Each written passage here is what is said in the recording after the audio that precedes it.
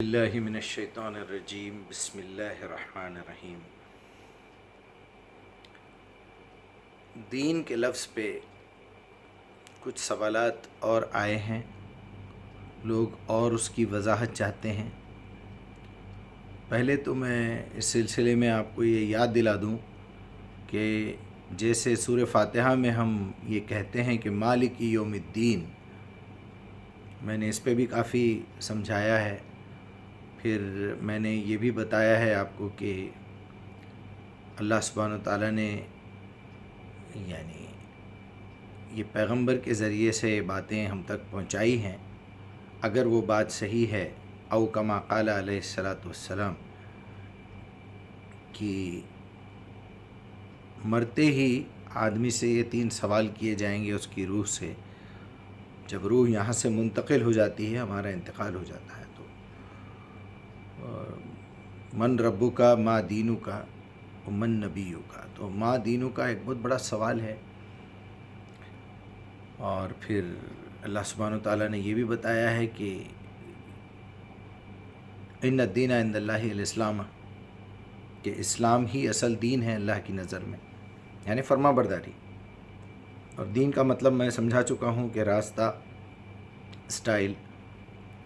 آج میں آپ کو وہ آیت سنانے والا ہوں، سورہ مائدہ کی آیت نمبر 3 ہے، کہ جہاں دین مکمل ہو چکا ہے۔ الیوم اکملت لکم دینکم واتممت علیکم نعمتی، یعنی یہ کتاب کی آج تکمیل ہو گئی ہے۔ کچھ روایتوں سے معلوم ہوتا ہے کہ یہ آخری آیت ہے، جو یا تو پہلے بھی نازل ہوئی ہوگی، پھر سے ریپیٹ کی گئی ہوگی، لیکن اس کا مطلب بارہا یہ سمجھایا جا رہا ہے، واضح ہو کے سامنے آتا ہے کہ اب اس کے بعد کوئی اور احکام نہیں آنا چاہیے، دین کے احکام خاص طور پہ، کہ دین مکمل ہو گیا۔ الیوم، آج کے دن، اکملتو، میں نے کمپلیٹ کر دیا، لکم، تمہارے لیے، تمہارا دین، اس کا مطلب دین مکمل ہو گیا۔ وہ اتممت علیکم نعمتی، اس کے اوپر اور ایک اضافہ اس بات کا ہے کہ آج میں نے اپنی نعمت بھی پوری کر دی، یعنی قرآن مکمل ہو گیا۔ وہ رضیت لکم، تمہارے لیے اس بات کو پسند کر لیا، الاسلام دینا، پھر دین آ گیا کہ میں جیسا بتا رہا ہوں میرے احکام کی فرما برداری کرتے ہوئے ہی یہ راستہ چلو، اسی طریقے سے چلو۔ صاف صاف آیت ہے، پکار پکار کے ایک لفظ کہہ رہا ہے کہ اس آیت کے بعد کوئی بات نازل نہیں ہوئی ہوگی۔ ایک سورت نازل ہوئی تھی جو وہ بھی ہم روایتوں میں پڑھتے ہیں، وہ سورت بھی لاجیکل بالکل سمجھ میں آتی ہے کہ اذا جاء نصر اللہ والفتح ورأیت الناس يدخلون فی دین اللہ افواجا فسبح بحمد ربک واستغفر انہ کان توابا۔ میں یہ سمجھا چکا ہوں، آپ میرا چینل خیر الحدیث دیکھ سکتے ہیں، اس میں یہ صورت ہے، سورہ نصر۔ آج سورہ مائدہ کی آیت کے پس منظر میں ایک چھوٹی سی بات آپ کو بتانا میں فرض سمجھتا ہوں اپنا، کہ الیوم اکملت لکم دینکم، آج میں نے تمہارا دین مکمل کر دیا۔ کیا مطلب ہے مکمل کر دیا؟ کیا بولنا چاہ رہے ہیں اللہ سبحانہ وتعالیٰ؟ کہ دین کے کچھ لمیٹڈ احکام ہیں، کچھ دین کے کچھ حصے ہیں جس کو آج میں نے تمہارے لیے کمپلیٹ کر دیا۔ اب ایک زمانہ ایسا آئے گا جس میں لوگ گھوڑوں کی بجائے کاروں میں سفر کریں گے، ٹرینوں میں سفر کریں گے، ہوائی جہاز میں سفر کریں گے، ہواؤں میں اڑیں گے۔ آج سے 300 سال پہلے، 200 سال پہلے بھی اگر کوئی کہتا کہ میں ہوا میں اڑ کے سعودی عرب جانا چاہتا ہوں تو لوگ اس کا مذاق اڑاتے تھے۔ یہ الیکٹرسٹی، یہ خمخمے جو دنیا میں جو اتنی روشنی پھیلی ہوئی ہے، آخر یہ انرجی کیسے پیدا ہو رہی ہے؟ کس نے اس کو فارم کیا؟ کس نے اس کو ڈسکور کیا؟ اس سے صاف ظاہر ہوا کہ یہ دین کا حصہ نہیں ہے۔ تب آٹومیٹیکلی دماغ یہ سوچنے پہ مجبور ہو جاتا ہے کہ یہ پھر قرآن مکمل ہونے کے بعد، رسول اللہ کا اس دنیا سے منتقل ہو جانے کے بعد، آپ کا انتقال، آپ کی وفات ہو جانے کے بعد، قرآن کو مکمل ہو جانے کے بعد اب کوئی چیز اگر آ رہی ہے تو اس کا مطلب وہ دین نہیں ہے۔ یہ اچھی طرح آپ بات کو سمجھ لیجیے۔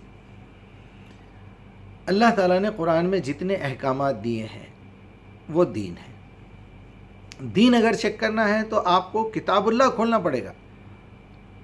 آپ نبی صلی اللہ علیہ وسلم کی لائف ہسٹری سے اگر دین سمجھنا چاہیں گے زندگی بھر نہیں سمجھ سکتے آپ.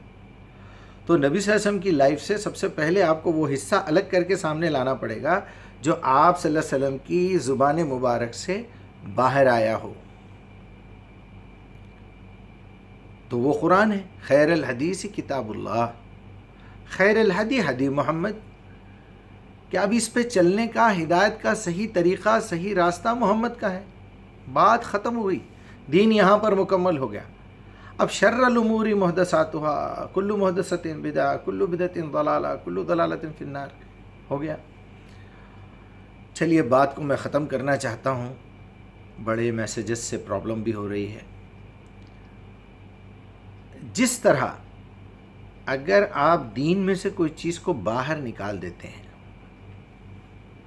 بولیں گے یہ دین نہیں ہے، نماز پڑھنا دین نہیں ہے، روزہ رکھنا دین نہیں ہے، صدقات دینا دین نہیں ہے، شادی کرنا دین نہیں ہے، طلاق دینا دین نہیں ہے.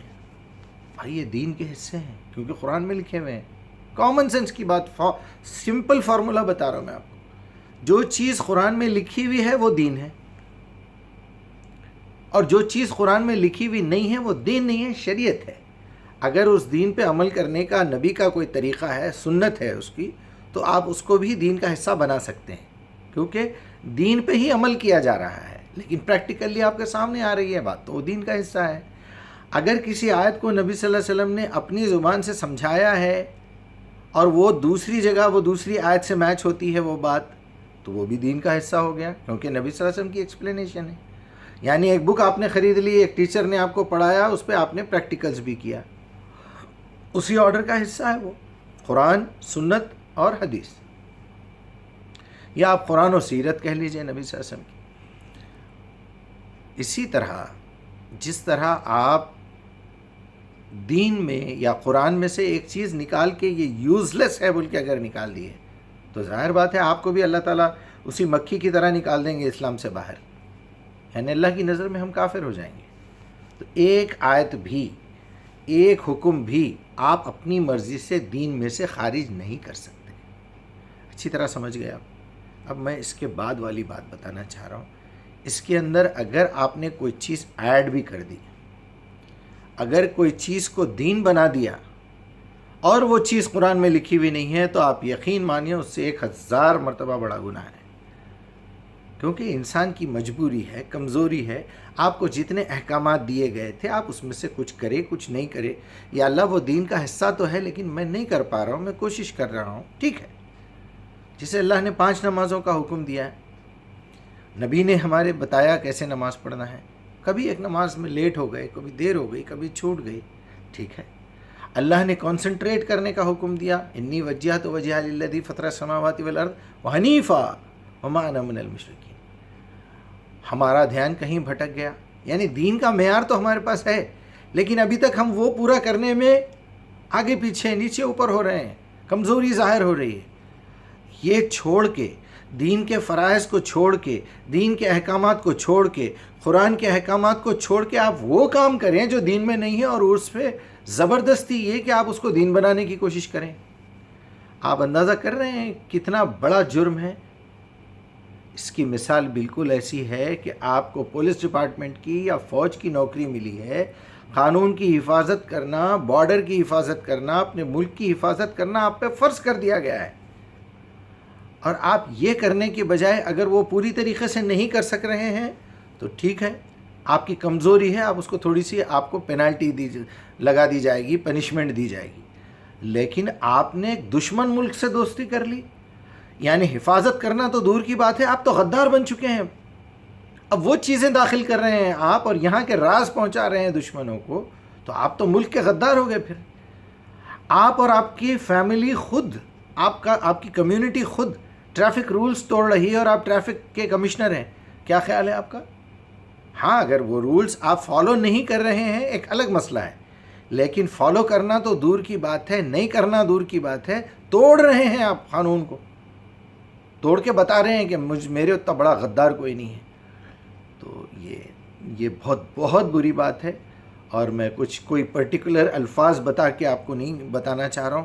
اس کے اندر بے شمار طریقے سے ہم کو بہکایا گیا ہے. ایک ایک چیز پہ نوٹ کیجئے اور دیکھیے وہ دین ہے یا نہیں ہے. السلام علیکم.